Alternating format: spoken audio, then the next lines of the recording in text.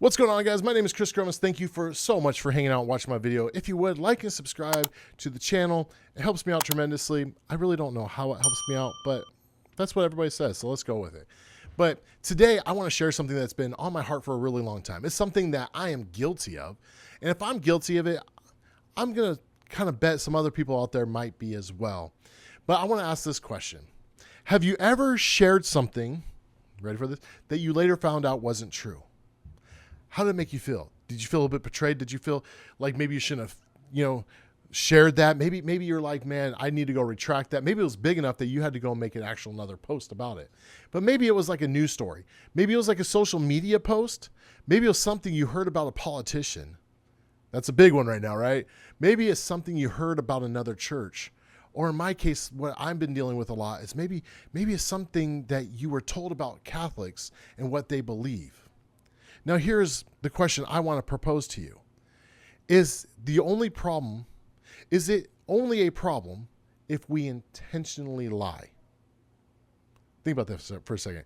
Is it only a problem if we intentionally lie? Or does God also care when we carelessly repeat something that isn't true? I think the scripture is very clear here.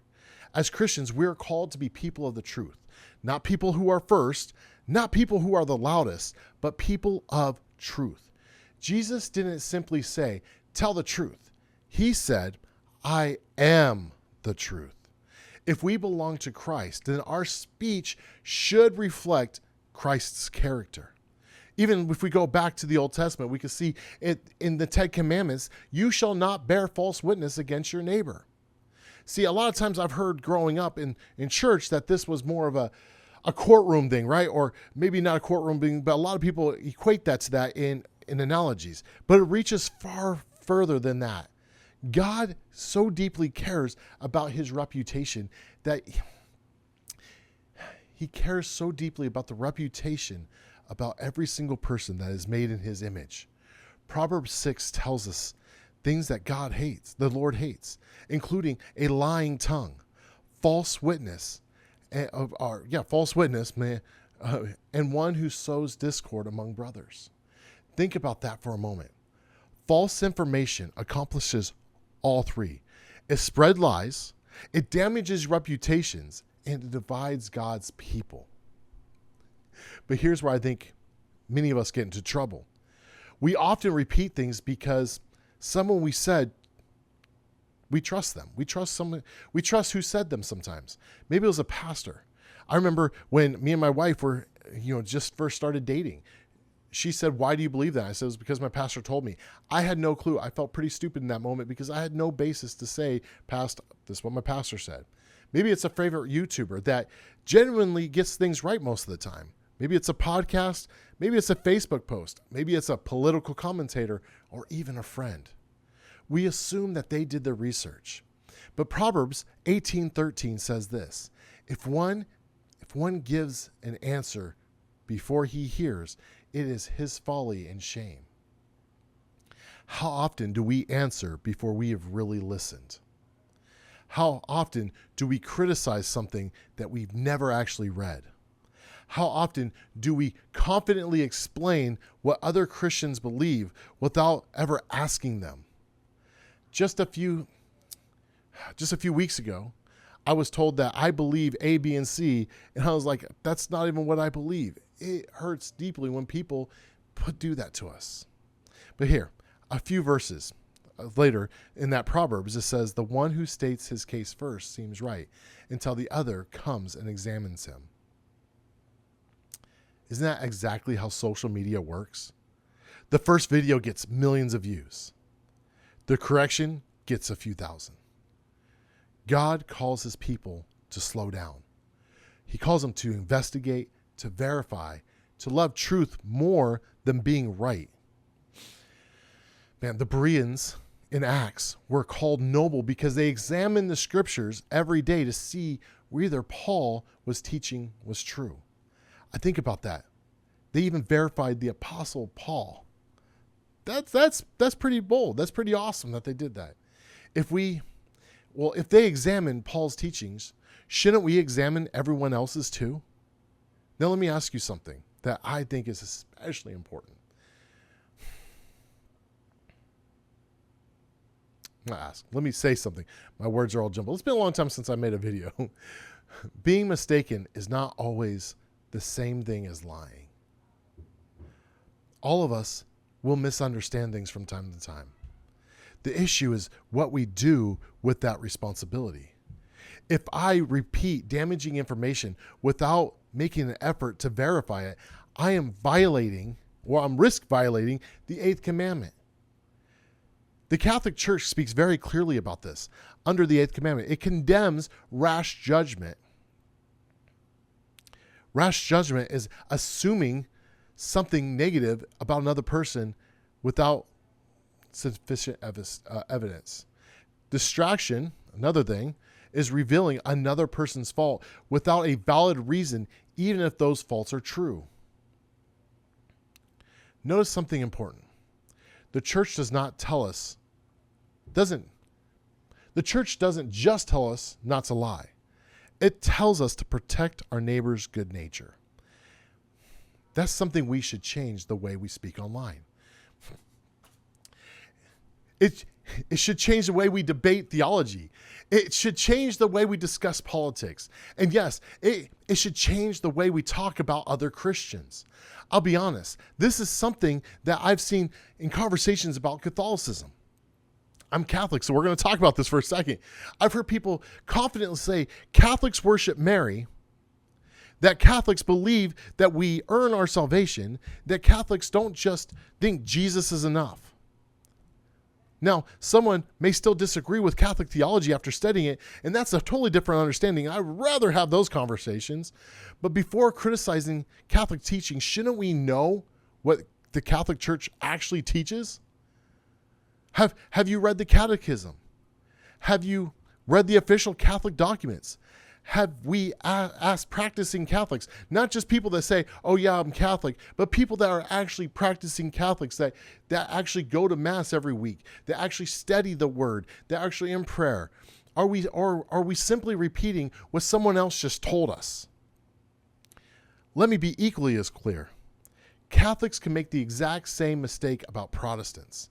This isn't about proving one side, what side's better than the other. It's about obeying Christ. Every Christian has a moral obligation to represent those they disagree with fairly. If your opponent says, that's not what I believe or we believe, maybe it's time to stop talking and start listening. Let's broaden this beyond theology. Let's talk about politics for a second, because this is something that's dividing our country like crazy right now. Now, I'm not talking about Republican or Democrats. I'm talking about Christians. How many stories have we shared without reading them? We see that topic, that highline, right? How many headlines have we repeated without checking the sources? How many accusations have we believed simply because they were confirmed what we already believed? Let me say that again. How many accusations have we words are difficult today. Let's try this one more time. How many accusations have we believed simply because they confirmed what we already believed or wanted to believe? Our political opinions are never an excuse for sinful speech either. If we don't know something is true, we shouldn't present it as facts. Sometimes the holiest words a Christian can say are, I don't know. Now here's something that becomes sobering. James says this, not many of you should become teachers because you know that not many of you should become teachers because you know that we who teach will be judged with greater strictness. That is a verse that should make every pastor, every YouTuber, every podcaster, every TikTok creator, every Bible study leader, everyone with influence, not just those people, everyone with influence, stop and think. This verse has kept me up at night. I had to walk a fine line because I didn't want to teach something that was contradictory to the truth of God, but I had to adhere to certain standards before I stopped being a pastor. This verse struck me And it should strike you too. Every time we explain doctrine, summarize another denomination's beliefs, or tell people that they should believe, we are acting as teachers, even right now. And teachers carry a greater responsibility. Jesus also gives a frightening warning. He says it would be better to have a millstone hung around your neck and be thrown into the sea than to cause a little one to stumble. Think about that. If my carelessness causes someone to reject another group of Christians based on misinformation, if my false claim keeps someone from honestly investigating truth, if I teach thousands of people something I've never bothered to verify, that isn't just an intellectual mistake. It has very real spiritual consequences. One of the greatest dangers of influence is that people often trust us more than they verify us.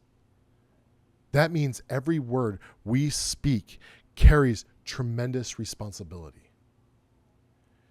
This is something we should be asking ourselves if we're a pastor.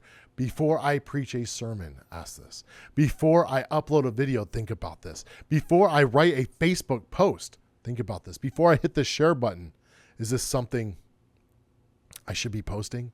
Is this true? I should ask myself these simple questions.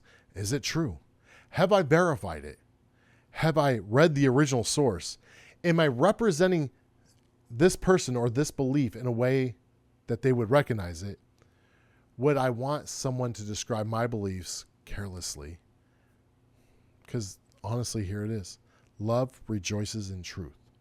Paul tells us to speak truth in love. Those two things can never be separated.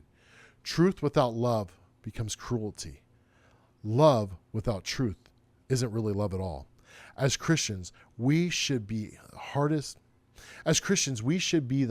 people in the world to deceive, and the hardest people in the world to recruit into spreading misinformation. Not because we're all smarter than everyone else, but because we belong to the one who is truth himself.